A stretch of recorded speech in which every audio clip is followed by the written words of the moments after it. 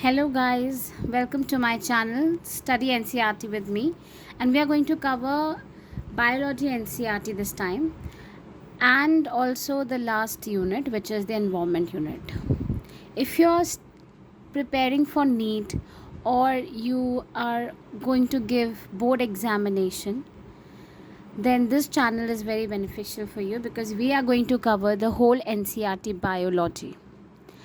And you can also check out the previous videos. We have already covered 2 chapters before, and now we are going to do the last unit, which is the environment unit. Environment is very important for both the NEET and for board examination. So we are going to cover chapter number 13 this time, organisms and population. So let's start without the further ado.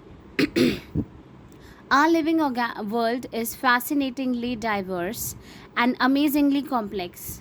हमारे पूरे world में बहुत diverse organisms रहते हैं, so we can try to understand its complexity by investigating process at various levels of biological organisation. छोटे से cell से लेके टिश्यूज़, ऑर्गन्स, एक बड़ा सा इंडिविजुअल और बहुत सारे इंडिविजुअल से एक पॉपुलेशन, और उसके बाद कम्युनिटी, इकोसिस्टम और biomes. This is the different kind of levels of biological organization. So at any level of biological organization, we can ask 2 types of questions. For example, when we hear the bulbul singing early morning in the garden, how does the bird sing? Why does the bird sing?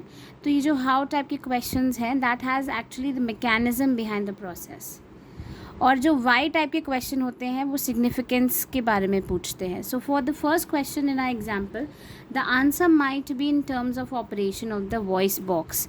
तो किस किस तरीके से bird सिंग करती है? Because of the voice box की वजह से आवाज़ निकलती है, और एक वाइब्रेटिंग बोन होती है बर्ड में जिसकी वजह से वो वॉइस साउंड निकाल पाते हैं. Whereas for the second question जो था हमारा सेकेंड क्वेश्चन कि किस लिए, why they sing, it is because they want to communicate in the breeding season. अपने mate से communicate करने के लिए वो sing करते हैं. So when you observe the nature around you with a scientific frame of mind, you will certainly come up with many interesting questions. तो बहुत सारे questions और बहुत सारे answers उसके according आपको मिलते हैं.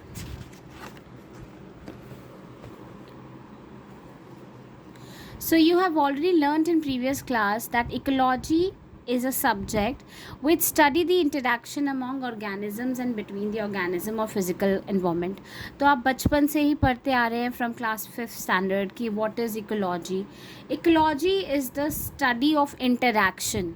अब किसके किसके बीच में इंटरेक्शन हो रहा है? ऑर्गेनिजम्स के बीच में और उसके फिजिकल एनवायरनमेंट. फिजिकल एनवायरनमेंट में जैसे सन, एयर, वाटर, ये सब आ जाता है, तो उनका जो इंटरेक्शन है उसी को हम इकोलॉजी में स्टडी करते हैं. And ecology is basically concerned with 4 levels of organization: organism, population, community and biomes.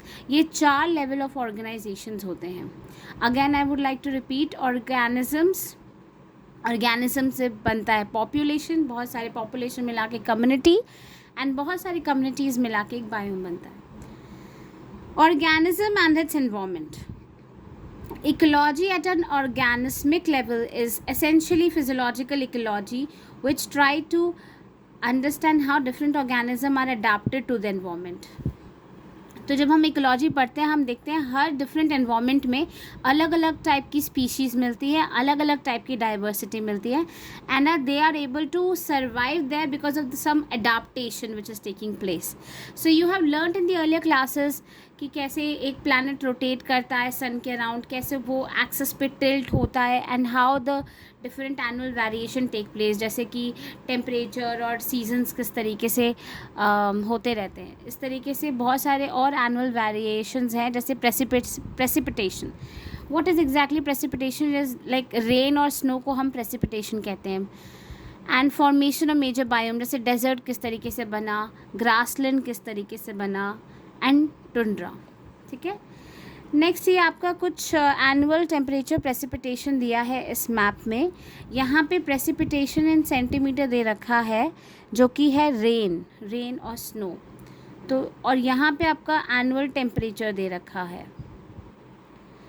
ठीक है। और ये आपका यहाँ पे डिफरेंट जोन्स बता के रखे हैं।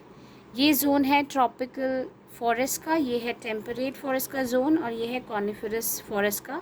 यहाँ पे है डेजर्ट, ग्रासलैंड और आर्कटिक एल्पाइन टुंड्रा।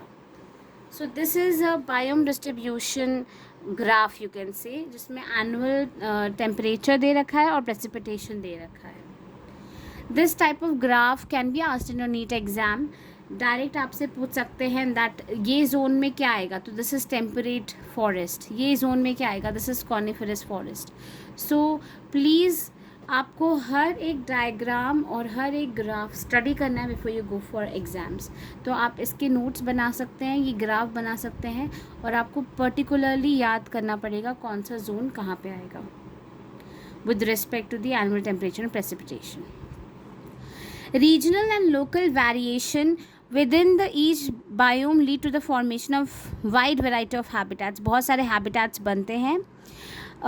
13.2 में, यहाँ पे 13.2 पे आपको डिफरेंट टाइप्स ऑफ बायोम्स दे रखे हैं इन इंडिया। सबसे पहले हमने हमारे पास एक पिक्चर है ट्रॉपिकल रेन फॉरेस्ट की, second picture is about deciduous forest, third picture एक डेजर्ट की दे रखी है, and fourth is the sea coast. तो different biomes which are present in India is given in your 13.2 figure number, ठीक है। तो जैसे कि आपको पता है हमारे प्लैनेट अर्थ में डिफरेंट टाइप्स ऑफ हैबिटेट्स हैं, ठीक है। कहीं पे बहुत एक्सट्रीम हार्श हैबिटेट्स होते हैं, जैसे कि राजस्थान में आपको बहुत गर्मी मिलती है, scorching heat, scorching desert, perpetually rain, सो